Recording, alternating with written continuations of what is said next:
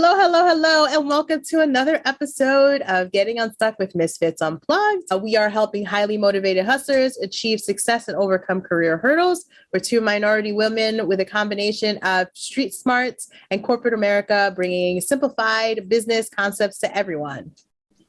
And if you are feeling stuck in your career and just don't have a plan or don't quite know how to pivot to the next step, or you haven't reached the milestones that you're really looking for in your career, then you want to stick around and listen to Misfits Unplugged, because we're going to be giving you little nuggets on the way to just kind of help you on your journey. So I'm Izzy, and that's Brandy. Say hi, Brandy. Hey, y'all. Thank you so much for joining us today. Our topic is going to be around learning when to pivot in your career, making sure you're making the right decisions. We're going to talk about identifying your strengths, your skill sets, industry, career. We're going to take a deep dive. We always share our experiences, and we're going to be leading you to achieving Unstuck. So Brandy, how about I feel like I always throw it to you. So Brandy, you're starting us off today. You are the starter. Well, you actually started normally. That's why. So why don't we usually stop with the same theme or structure. We share, what pivoting look like. Let's explain and define what pivoting in your career is, how we did it, and then guidance around where they should be looking to make sure that they're in the most fulfilling role. And also utilizing their strengths. Yeah, sure. Well, so when I think about pivoting in general, when you just think about the word, right, it usually means that you're jumping from one place to another. In general, when you're using the word pivot, it's in career in particular, you're pivoting from a specific industry or job into another job or into another industry or into another company. And hopefully, if you're making strategic career decisions, you're not pivoting just for the sake of pivoting. You're pivoting with some sort of strategic plan based off of where you want to be. Like we always say, that 5 to 10 year plan of where you want to be. And hopefully you've defined what success looks like for you. So in that, I'd like to just share some of when you know that it's time to pivot, right? And this can look different for everybody. And we can kind of talk through maybe some of the stuff that you and I went through, that helped us pivot in our careers or make the strategic decision to pivot. So I define it as, if you are frustrated in the same role for a long period of time, every job comes with frustration. So I am not saying because you're pissed off today to pivot or move. Yeah. But if you are in a long, stressful period of frustration in your particular job for whatever reason, then that's usually some of the first telltale signs that maybe you need to start looking at whether this is the place for you, right? Because every job has stress, but we shouldn't be going home and, having massive heart attacks and anxiety attacks behind jobs, right? So that's one thing. If you feel like you're not growing, right? So maybe you've been in the same position for a long period of time. Either you're not growing in stature, meaning you're not growing in responsibility, or you're not growing to what you would consider the next level in your career. So let's say you're mid-manager and you've been looking to get picked for directorship or executiveship somehow, but you're sort of you feel like you're being looked over for those types of positions. You want to start thinking about whether it's time to pivot there. A lot of times culture change and management changes create an environment where, you have to start thinking about, is this the right place for you to be? Maybe you've had a really great boss for the past 10 years and you've loved your job for the past 10 years, but now new management has come in and you've noticed that the culture is changing and it's not really an environment that you think that you can really grow in. Or the last one that I'll say is if you feel like the company doesn't see your value. So I know that Isabel and I can, speak to what that feels like, looks like at different levels in our careers, right? But it's, feeling sort of pushed down, feeling like you feel like you've done everything that you can to showcase all of your skill set, all of your determination and want for growth, but you don't necessarily feel that you have the leadership buy-in to get you there. I think, good little nuggets that if I pinged on one of those for you and you're like, damn, yeah, maybe. Like, yeah, then maybe you need to start thinking about whether you're in the right industry, the right job, the right position, the right whatever. Yeah. So just like myself, you should be writing everything down that Brandy just mentioned because she is spot on. And I wanted to make sure that I also touched on these, but spot on. If you're looking to pivot in your career, number one, pivoting is, if you're not used to that terminology, it's moving from one place to another, moving information from one place to another. In the terms of today, we're talking about when to know whether you should be moving from your career, from your role, from your industry, to make sure that you're achieving the most potential, and also happiness. We should be happy in the role that we're doing and the job that we're doing. My cat is obviously in the room with me. He's sitting here looking at me and I'm like kicking her to go away. Yeah. So pivoting, for me is you hit it spot on. So frustration and happiness. So when you log in the morning, if you're working remotely or you're in the train, however you commuted to work, because we're in New York, but if you're in the train and you're on your way to work and you are dreading working, and you are literally starting your day thinking about the end. I can't wait for the end of the day. That's not a life for you to be thinking about the end of the day, the end of the week. I can't wait for this weekend. I can't wait for this evening. You are wasting like valuable hours and days of your life. And if you think about that, 40-hour work weeks translate into how much at the end of the year, I don't know off the top of my head, but that's time that you're wasting that you could be dedicating into something that you're passionate and driven about. So that's number one. Number two, like Brandy mentioned, that stress, that's real. And stress, we have seen so many people throughout our careers and in our personal lives now, where stress will translate into feeling like a heart attack or stroke, depression. Stress is real. And just because you are the best person at handling stress doesn't mean that you're not also burning yourself out and you're going to be at a place where you don't want to be. So make sure that you are in a role that isn't making you feel like that, like those Monday morning blues or the Sunday night where you're like, oh my God, if I go to sleep, I'm going to wake up and have to go back to work.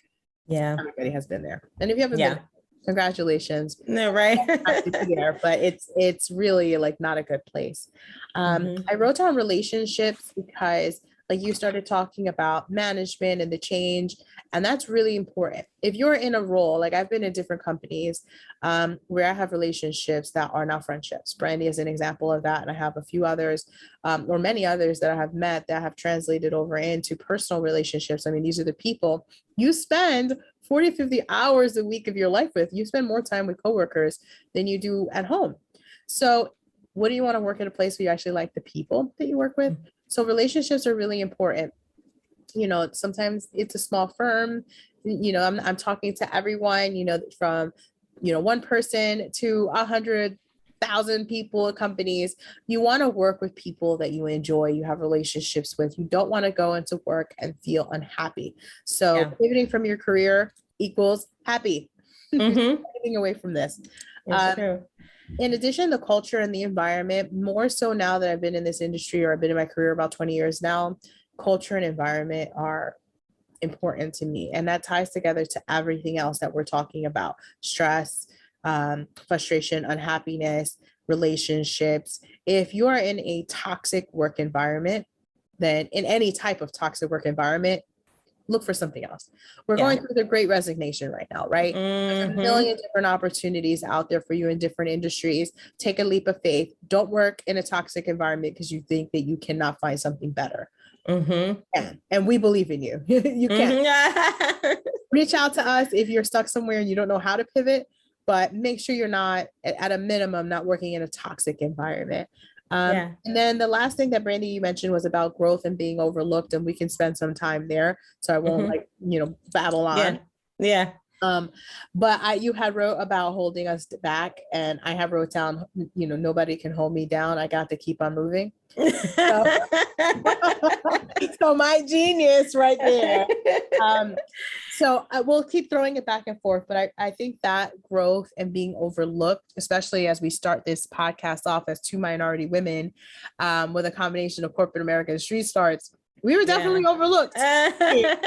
Combination of corporate America and Street Smarts. And we spent some time and we've talked to all of you about who we are, but being overlooked for things and saying, oh no, you're good, stay in that role, and not being seen as a leader or seen as management or whatever, however you wanted to label us. Yeah. That was definitely a reason to pivot out of the firm that we're working for. So I'll throw this back to you, Brenny.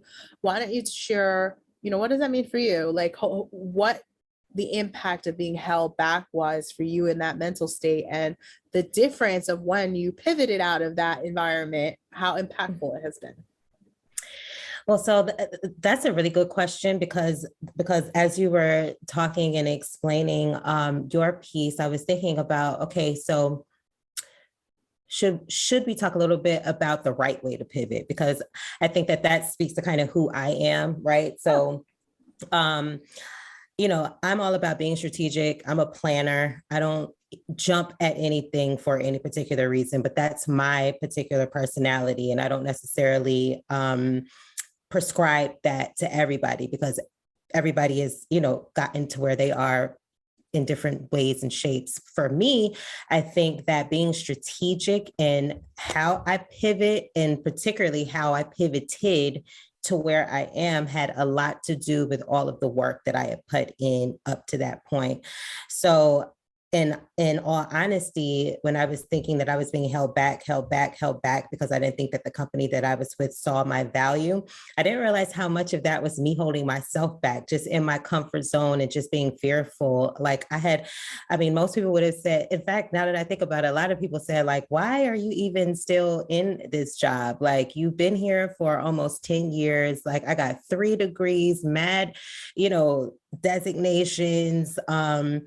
And aside from even just the credentials, those are just, I don't even put them on my walls anymore. They were more milestones for me. And we talked about that in our last podcast, but more, when I started to kind of feel like I wasn't stretching, I wasn't growing, and aside from me wanting to be strategic and all of that stuff, I'm always future forward. I'm always thinking about, what I want life to be in general. I'm just a visionary in that way. So I feel like, when I was in a situation, for me, my last situation was not so much frustrating. In other words, I feel like I had a lot of support. I had a lot of leadership support, and that they liked me doing what I was doing, and I did it well, but not enough to push me to where I felt like I could be more valuable and have more impact and give me the experience that I needed in that particular form. And so it wasn't until, Isabel and I talked about our 5 to 10 year plans. You could go back to, I don't even remember which episode that is, where we talked about us putting together our 5 to 10 year plans. And I want to say that was the catalyst for me, because once I saw it on paper, I was like, this is what I wanted. This is what I want to do long term. I see it. This is what I want to do long term. These are the things that I need to, I think, do to get there. And then when you start looking at that thing and looking at where you are, and you're like, yeah, I'm not going to get here by staying here. So I have to make some strategic decisions about where to go. And so when we talk about how we pivot, and I'll just use mine in particular, and I was just talking to another one of our clients, friends, the other day, about making an important decision about pivoting in her career. And it was, think outside the box, because when we're thinking strategically, we're not talking about just a linear move. You can make a linear move if that's what you want to do. In other words, go to another company to do the same job, maybe for a little bit more money. That's more of a linear move. For me, I wanted C-suite, like I wanted VP. So I wanted to go from senior directorship to executive level. And what I found after I pivoted, or once I started putting my resume out there, that I started to get a lot of hits from the private market. And, true to form, I'm like, I think I do better in intimate situations or circumstances. So if you're a person that works in a big company, don't, dwindle your thought about where and how you could be successful, because there's other companies that need the same skill set that you have that may have a greater impact in a smaller firm.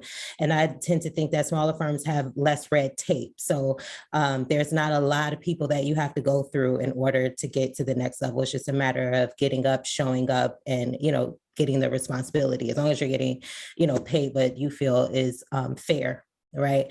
And then just lastly, how that looked different for a client of mine is that she has a 25 to 30-year career in client services, very unhappy in a position that she's in right now. And she's generally worked with, within the same industry for a long period of time. And, she's, at the point in her career where she doesn't necessarily know if she wants to go work for somebody else, but she's not really sure how to jump into the entrepreneurship. And so I'm talking with her, talking through all of her assets or blind spots, what's keeping her from making the move and all this stuff. And then together I thought, well, why don't you just pivot to being a contractor opposed to having to go work for one person? She took an operations job that she wasn't, now she's starting to see that she doesn't feel that she was really prepared for, and it's not really what she likes to do. She really likes being on the ground and being that expert client services person. So I said, so why don't you niche that down and sell that? You don't necessarily have to take over an entire company to make the money that you want to make, particularly if you have the experience and the expertise and the white glove treatment and if you're able to express that to multiple, companies, and who's to say that you can't get contracts and just invoice them to do just that, right? So that's another way that how pivoting looks. Sometimes pivoting is not, pivoting to the same industry. Sometimes it's not pivoting to the same type of company. It really does take some thinking outside the box and thinking strategically about where your assets and your experience will have the most impact and where you can go to, have the most fulfilling career.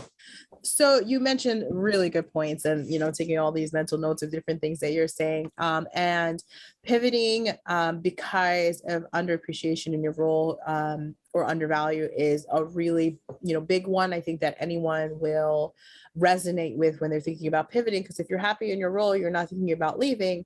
But even if you are happy in your role, are you seeing your full potential in the role? Are the things that you want to do and you haven't been able to do? Doesn't mean you need to pivot out of the company, but you should be looking at if there's other roles or other things that you can take on. So Brandy mentioned she works in a smaller industry. I work for a bigger industry, large firm, 3,000 employees. So when I think about pivoting, I have the mindset that if it's a role that's not there, it can be created. I have a different budget. So that's good. Creating a role. I like exactly. that. So yeah, my role, and there I have created roles underneath me because of the need of the company. So if you yourself are seeing like, man, we're missing this, instead of being that individual, those hallway heroes that are complaining, be a part of the solution and prepare some ideas. Being a thought leader is priceless. So when we're talking about pivot, it doesn't necessarily mean you need to leave the firm, no matter what size or where you are. It could be like there's opportunities in the firm. Now, in Brandy's situation, if you are in a smaller, more boutique or brokerage type of firms, there may be things that you see that are missing that you can fill the void in and increase the salary, change the role title because you have more flexibility.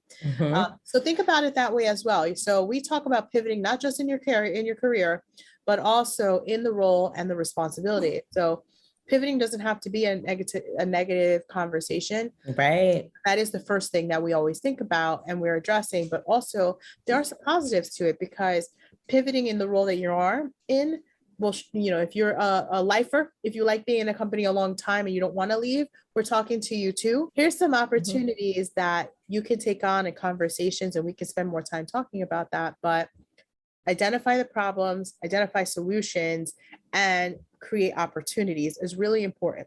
Now, I like that. The individual that is took on a role that was a little bit bigger than she wanted or not aligned to where she was trying to go.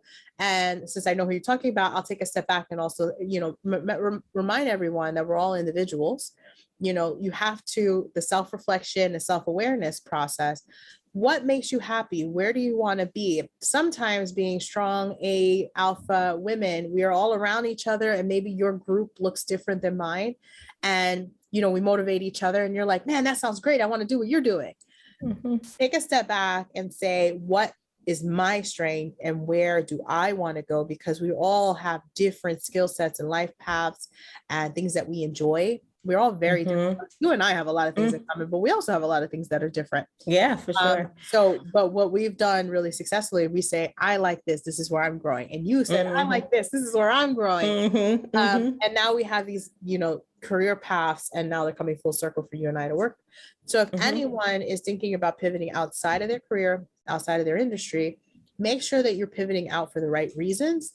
And then the money will come, right? Yeah. So if you're looking for like the next leadership role, or you're looking for a different industry that's similar, make sure that you are looking at the right thing. Sometimes the salary will get you, and you're like, I want that. It's this amount of money. And then you take the role and you're like, wow, this shit sucks. I'm stressed. I'm depressed. And that's even worse because because now you pivoted from another job that you could have, stayed at for a while and just been a little bit more strategic. And now you're in a job that sucks. Exactly. So with that, I would tell you to slow down in any scenario that Brandy and I pivoted, because I've had the two environments. I've had the underwhelming, and I had to leave. And then I've had the toxic environment where I had to leave. And in both scenarios, I did burn bridges, and I didn't just jump ship, Friday and I was out, and Monday. I always give 2 weeks notice. If you plan to stay in your industry, professionalism, relationships, not burn bridges is really important. We work in a very small industry, and the insurance industry is very niche down, and we don't want to burn bridges because these are long lifetime relationships that we've built. And even as we're pivoting, we're also keeping in mind that, these relationships that we built over the past 15 plus years could be useful for us, in the future with even what we're doing now. So I definitely like not burning bridges. I think it's a big takeaway. Write it down on the notepad. Don't burn bridges. Yes. Or type it if you like. Don't burn bridges. Maintain those relationships. LinkedIn is really important. If you don't have one, spruce it up, create it. That's a professional network. If anyone isn't aware that's listening, even though if you're listening to us, you better have a LinkedIn profile. And follow us. But also make sure you're following the people that you work with. You're building a community. Like we're building a community of Misfits, people that are trying to get unstuck in their career. LinkedIn, you're building your community of the people that are around you. So I just want to make sure that you're doing that before you quit the job. Make sure you get everyone's contact information. I promise you, there's someone you might see or cross paths with again in the future. So you want to stay connected, and then you see them updating, getting promotions. You can exchange and, congratulations and, thank yous and so on and so forth. Relationships, really, really important while you're pivoting around in the firm. We always talk about getting feedback as well. Those same relationships, you can get feedback on them or feedback from them as you're moving around in your role within your company, moving industries or career. You want to make sure you get feedback as well. So I'll throw it over to you, Brandy. So now we're taking a step back. Let's take a step back and look at everything that we said to everyone. In pivoting in your career, how impactful was it to you though? What was the best and most strategic pivot, and what did that mean for you and where you are today? Well, so I really took to the operational roles. When I was in directorship and senior directorship, I specifically asked for mentorship from people who were involved in the strategic decision making as it related to operations for the firm, because that's where I got excited. It's when we were in team meetings. I've always been interested in hearing how the company was doing, what strategic decisions they were making to grow, what tools they were using to make those decisions.